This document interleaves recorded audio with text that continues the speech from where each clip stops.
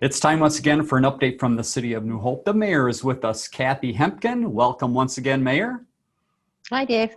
Thanks for being with us. As we record this, we're a day away from primary election day. You have a few reminders for New Hope residents about the election. What should people be remembering? Well, the elections are on the 11th, Tuesday. The polls are open from 7 a.m. to 8 p.m. And they should have got a card in the mail that tells them where to go to vote. If they're voting absentee, they have to have that absentee ballot postmarked by the 11th for it to count. So that'll go into Hennepin County and they'll sort it out, and then it'll go into the machines from there. You can still vote as of Monday at City Hall, in New Hope anyway, but after Monday you'll have to go to your polling place to do that. One thing I want to tell people is that they can go online to look at the election results at mnvotes.gov. Now, they should know that Tuesday night, the results are going to see aren't the final results, because they have to wait for these absentee ballots to get postmarked and opened, and they probably won't have that final count till Thursday night or maybe even Friday. So don't get all excited on Tuesday night. Get excited on Thursday or Friday. All right, so get out and vote. Let's move along to the blue line. There's some discussion now going on. Bring us up to date of some of the latest conversation around the possible blue line. Well, the blue line is actually the light rail coming out of the Target Center going up to about where Target is, 169 and 610. And they've been working on this for like 22 years. And until about the last 4 or 5 years, the railroad seem to be on board with the whole project. They need to be on board so we can get the federal money that's going to pay for this. All of a sudden, they just quit talking to us. And so now we're kind of in limbo. The reason we need the railroad on board is because we're running about 8 miles of the track on their property. And so there were going to be 2 lines going, and that seemed fine until about 4 or 5 years ago, and then it just stopped. So now they're talking about and this is run by the Met Council, by the way. So now the Met Council is talking about maybe another alignment. And of course, the cities don't want that because they've spent a lot of money and time getting the alignment that they have. Another alignment may mean taking 120 homes, and they really don't want to do that. So there's some discussion going on. There's a meeting on Wednesday. They're going to talk to the Met Council and see what we can do. So right now, I can't really tell you anything other than the fact that you'll see stuff in the paper. It's up in the air. The cities are trying really hard to get this done, but they're getting a lot of pushback. All right, we will keep people up to date on that. Let's talk about small businesses in the City of New Hope. A lot of help has been going out. Give us an update of what has gone out and what's the process for people if they're still interested and in need. Well, the small businesses is coming out of Hennepin County, and they gave us $10 million. And with that, they can, well, not just our city, but they gave all the cities money. So they can, small businesses can apply. They have till noon on the 12th to apply. They can get up to $15,000. There's been a bunch of them that's already applied. $163,000 have gone out to these small businesses. So if they need help getting restarted after COVID, they can get some financial help, but they have to apply. So get busy and apply. You can go onto our website, or you can just call and ask somebody in community development to help you. That website, once again, newhopemn.gov. You can find out more information there. We've discussed a few times, Mayor, the tobacco ordinance and some of the developments there. And I understand a meeting coming up rather quickly here. There is. What happened with that is the city council passed the ordinance limiting tobacco places that sell tobacco to get rid of the flavors of like Tipperillos, the cherry and the bubblegum flavored, leaving mint, menthol, and wintergreen to be sold at those places.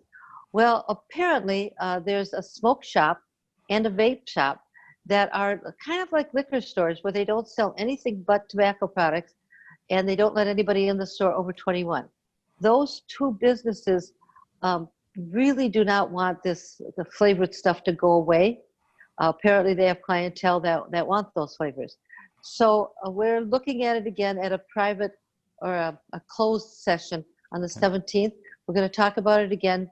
You know, we really want to keep our businesses viable and profitable, but we really want to keep our kids safe too. So it's kind of a delicate balance between the two. So we're going to talk about that on the 17th. All right, updates to come about that. Let's talk a little bit more about the performance measurement survey. You're looking for feedback from residents. Tell us why this is so important. Well, a lot of the services we provide, we expect that residents will tell us what they want. And with that, we kind of adjust what we're doing. Well, you got something in the mail, and you can go online and fill that survey out. You have till about the middle of September. If you have a specific question about something and you put your phone number on that survey, somebody will call you from city staff and talk to you about what it is you think you want. Some things are hard to explain in 30 words or less.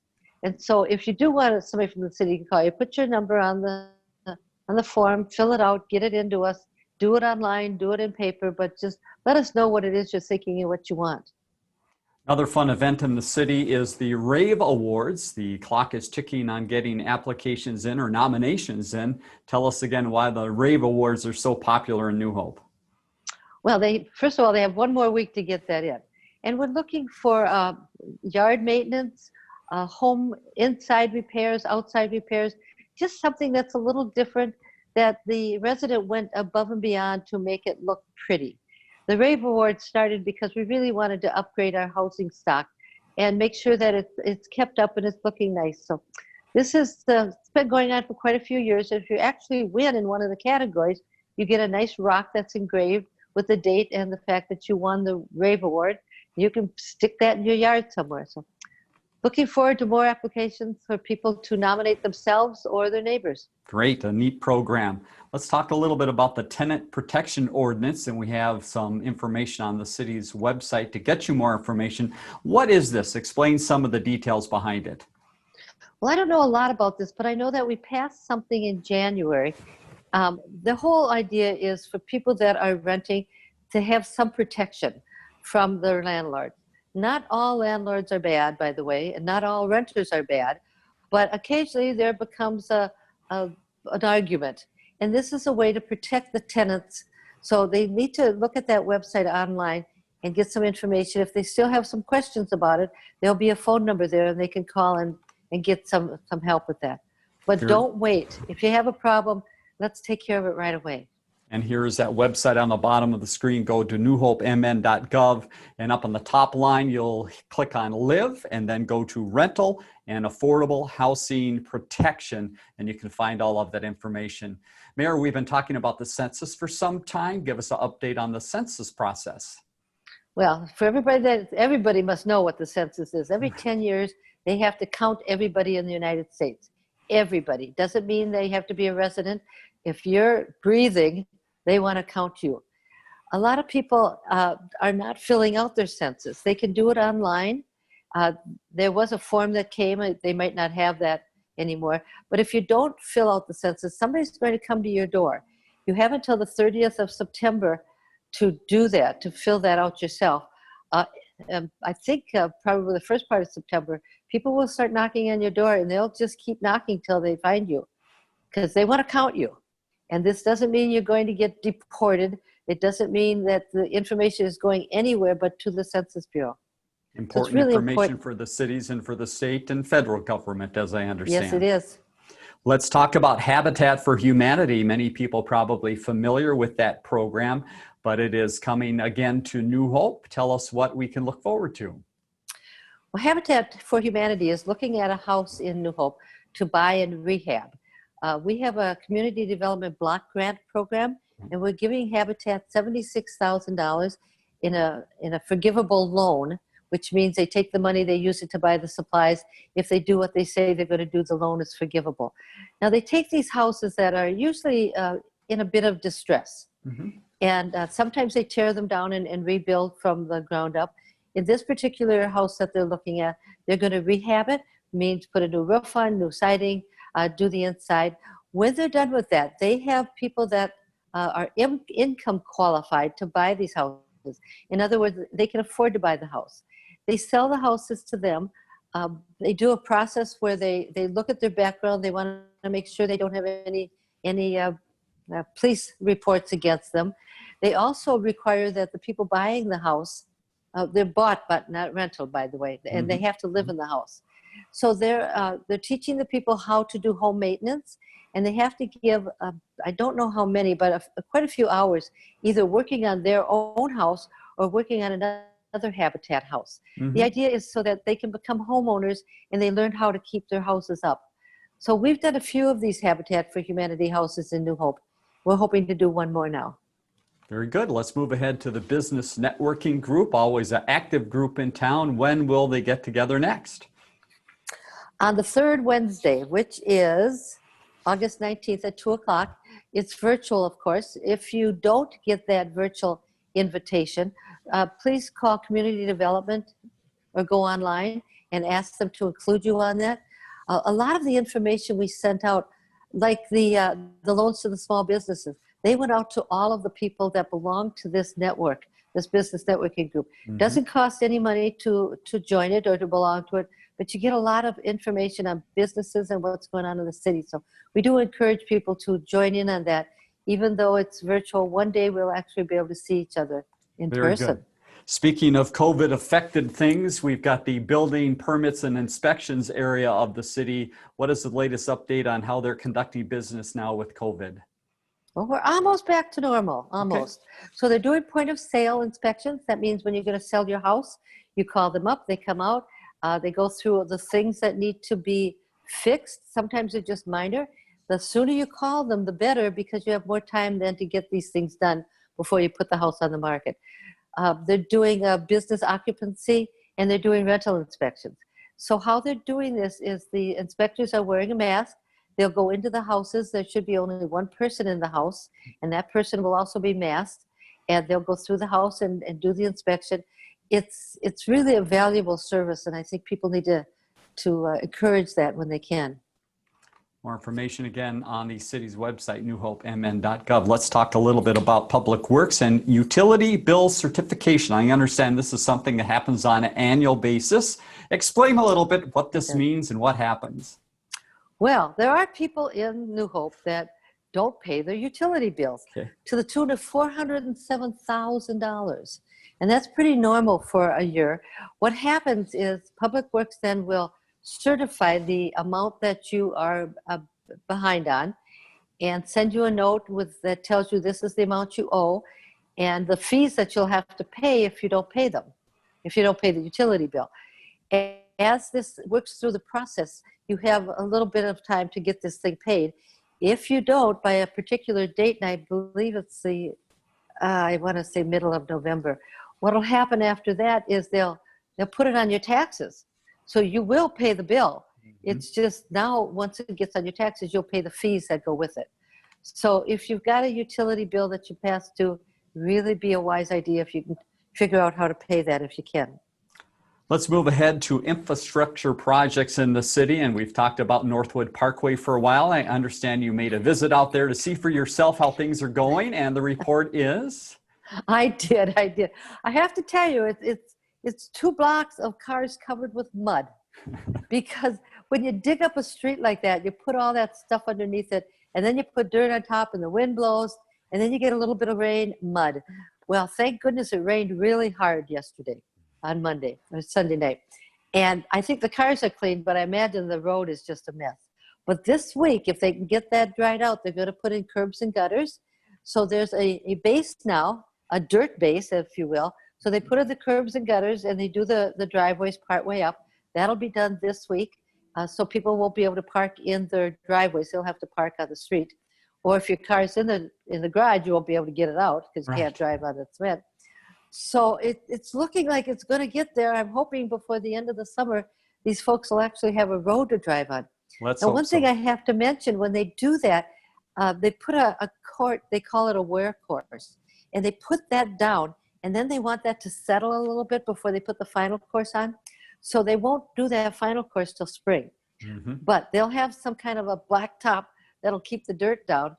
But I wouldn't go to the car wash just yet. All right. There's still a little bit of work done. The folks there have been very, very patient with this. They all have big piles of dirt in their front yards. And of course, they'll fix the sod that they ripped up. It'll look lovely someday, just not just not for a little It's while just yet. surviving the process, right? They're getting close. They are Yes. getting close. Good. Take us over to Erickson Drive. Tell us a little bit about some of the work happening there.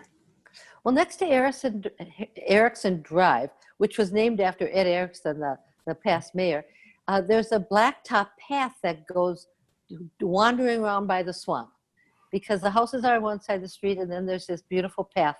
Well, when they put the path in, of course, they were busy putting that path in and were not really paying much attention to the boulevard on both sides. So, of course, the weeds got grown and the dirt was thrown over there. And they always intended to fix it, and they are going to fix it. So that's going to happen this week.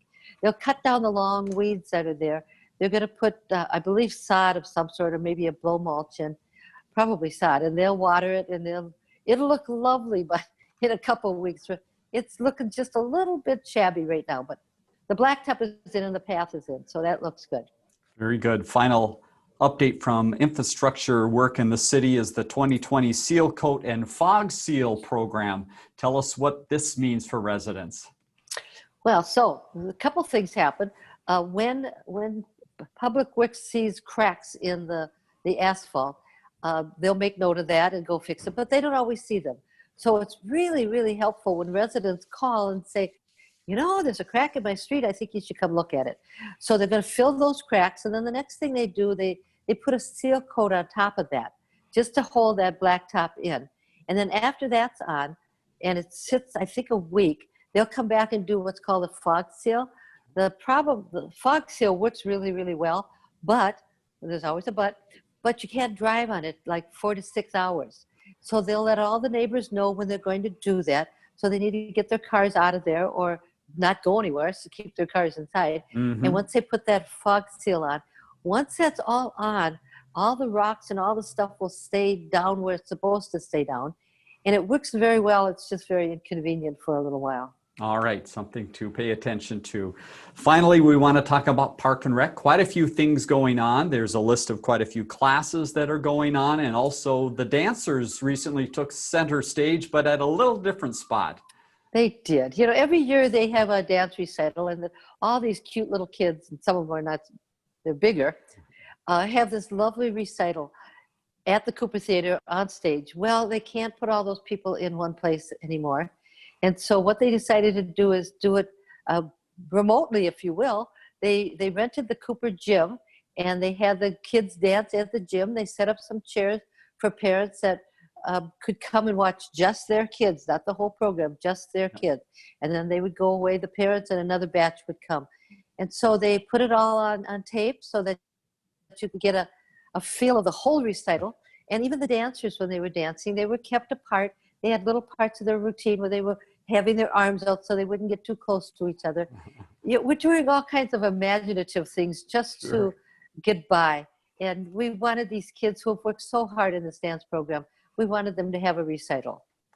Let's finally stop to a couple popular facilities in town, the golf course and ice arena. Tell us about some of the activities going on there. Well, at the ice arena, they had the Minnesota All-Star hockey game last week. And again, you know, the people that are coming to watch have their distance, they have masks. They're not allowing them to use the bathrooms yet, but I think they're going to change that soon, not sure. Okay. And, you know, they still have the training programs. The girls are done training now, but they have other training programs. So you can go look on the website to see what's going on at the ice arena. And if there's something you're interested in, show up or call and make arrangements to do that. Now, at the golf course, a couple things. Open golf all weekend, of course, and we've been very, very full. This is the last week in which the little kids will be having their golf classes. Okay. So if you want to see these adorable little kids in the golf classes, this is the week to come.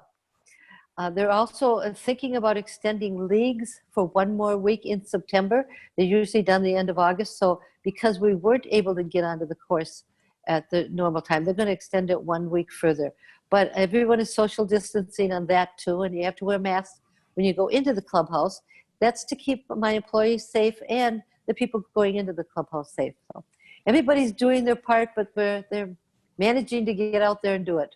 That is good to hear. And again, if you want more information about golf tee times or the ice arena activities or anything else that we mentioned today, go to newhopemn.gov.